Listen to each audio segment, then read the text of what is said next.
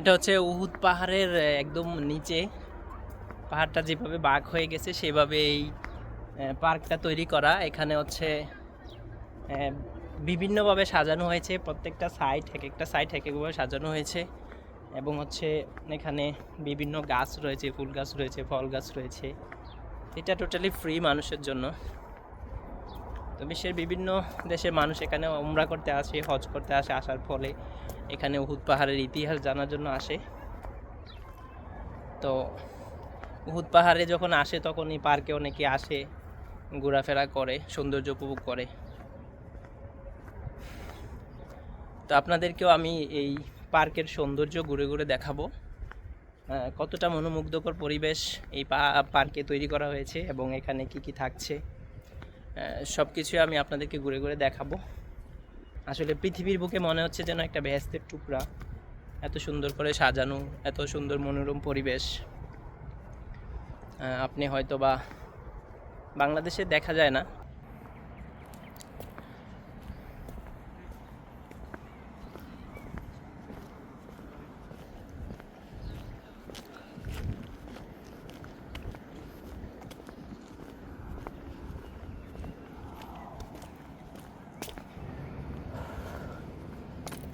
Maximum গাছগুলোর সাথে আমরা পরিচিত, বাগানবিলাস মোটামুটি অনেক বেশি। তারপরে আছে বড়ই গাছ, তারপরে এগুলো হচ্ছে তুলসী গাছ। আমাদের দেশে অত বড় হয় না, কিন্তু এই দেশে অনেক বড় তুলসী গাছ।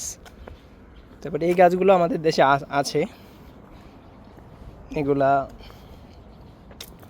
নামটা সঠিক জানা নাই আমার। তো খেজুর গাছ তো সবারই পরিচিত।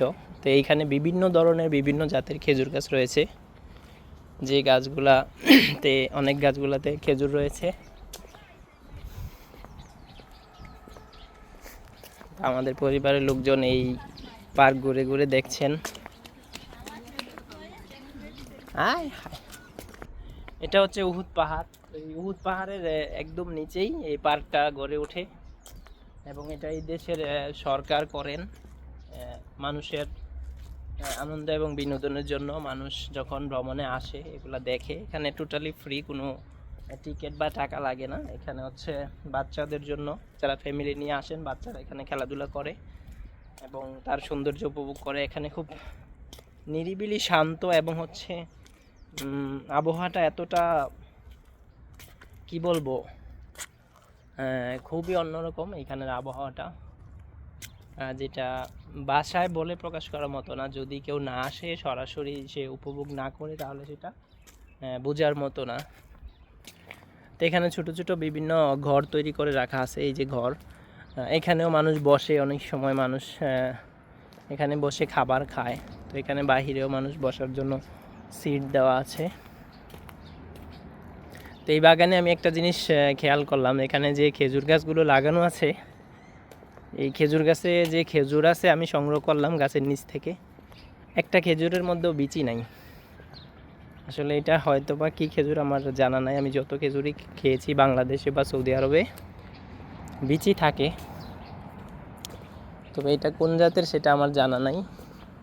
আমি অনেকগুলাই খেয়েছি, খাওয়ার পরে মানে হঠাৎ করে খেয়াল করলাম যে খেজুরের ভিতরে বিচি নাই। এটা হয়তো বা বিচি ছাড়া। এখানে হচ্ছে সুন্দর একটা স্পট, এখানে একটা ইতিহাসের কোনো নিদর্শন, হয়তো বা উটের ছবি দেখতে পাচ্ছেন। তারপরে এই পাশ দিয়ে মদিনার ছবি সুন্দর করে আঁকা।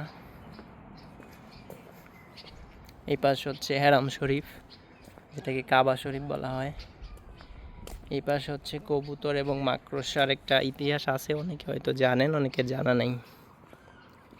তো ইসলামের ইতিহাস আসলে বই পড়ে জানা যায় যতটুকু। সরাসরি যদি কেউ আরব দেশে আসে, আমাদের নবী হজরত মুহাম্মদ সাল্লাল্লাহু আলাইহি সাল্লামের দেশ ভ্রমণ করে মক্কা মদিনাতে, এবং তার ইতিহাস সরাসরি যদি কেউ দেখে, আসলে সেটা কল্পনা করার মতো না যে আসলে আমাদের নবী হজরত মুহাম্মদ সাল্লাল্লাহু আলাইহি সাল্লাম এতটা কষ্ট, এতটা নির্যাতন সহ্য করে ইসলাম প্রচার করছেন আমাদের জন্য, এবং সেই ইসলামের জন্য এতটা ত্যাগ স্বীকার করেছেন।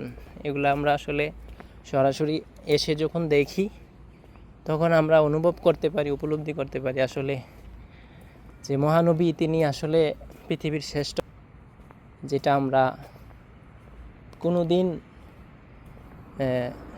কেউ কল্পনা করতে পারবো না।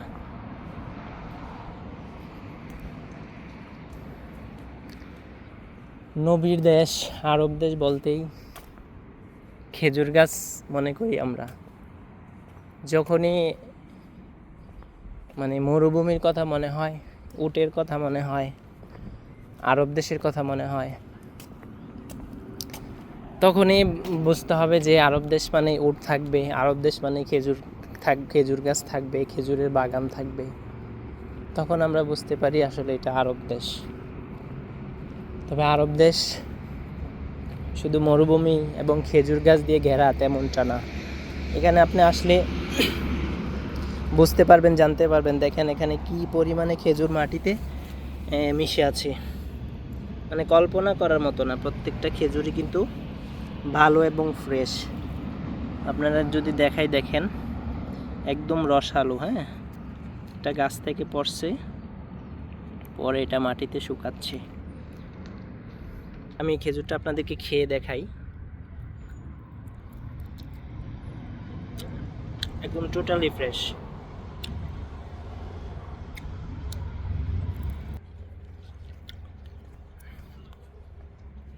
Totally fresh. মানুষ খায় না, এক একটা গাছের খেজুর এক এক রকম।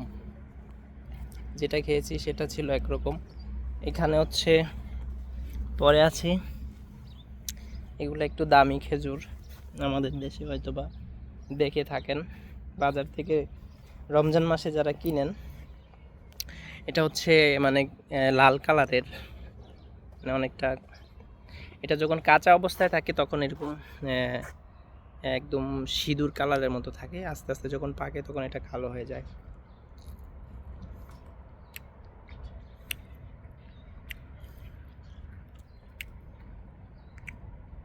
এই খেজুরগুলোই আমরা হচ্ছে 1400-1500 টাকা, 2000 টাকা কেজিতে আমাদের দেশে খেয়ে থাকি রমজান মাসে। Totally fresh. দেখেন গাছের মধ্যে প্রচুর খেজুর।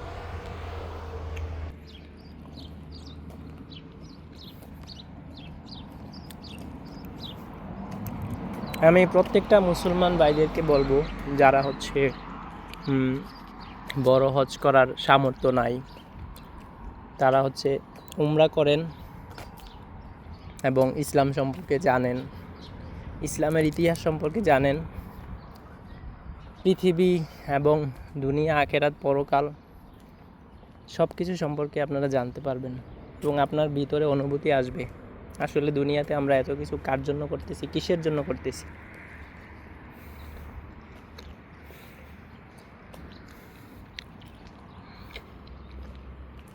এখানে সুন্দর একটা পার্ক, যেখানে হচ্ছে বাচ্চাদের জন্য খেলনা বসানো।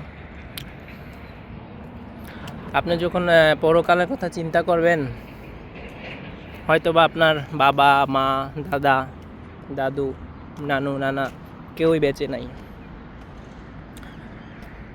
প্রজন্ম থেকে প্রজন্ম আসতেছে, আবার চলে যাচ্ছে। এটাই হচ্ছে দুনিয়ার নিয়ম, এটা হচ্ছে বাস্তবতা। এটা সবাইকে মানতে হবে, জানতে হবে।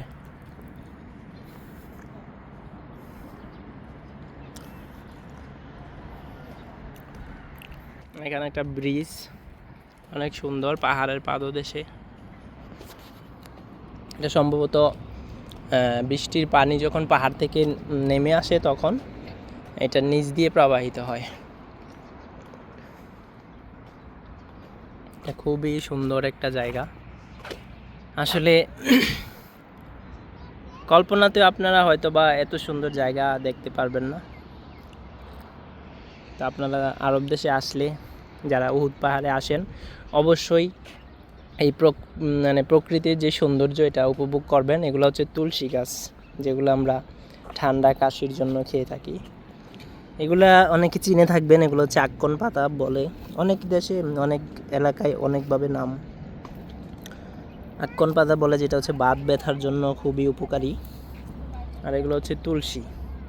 আমাদের দেশে তুলসী কাশি ঠান্ডার জন্য খুবই উপকারী।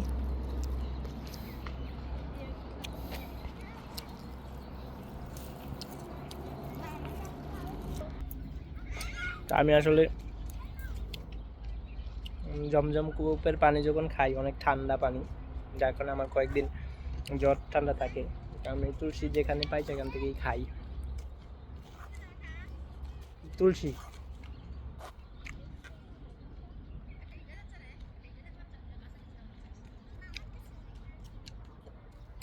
আসো, আমার সাথে দুজন আমার বাগিনী এবং বাগিনা রয়েছে, তারাও আমাদের সাথে উমরা করছে। এবং ওদিকে যাও তোমরা, ব্রিজে দৌড় দাও। ওরা খুবই উপভোগ করে, খেলাধুলা করে। যখন পার্কে নিয়ে যাওয়া হয় খুবই চমৎকারভাবে ওরা উপভোগ করে।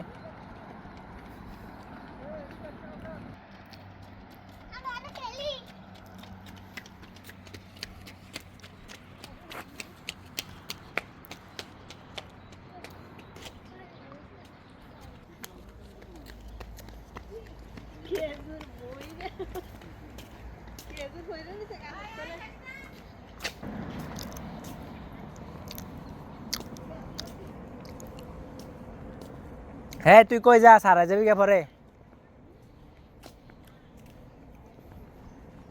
ইসমাইল ওদিক যা না, এদিকে, এদিকে আয়।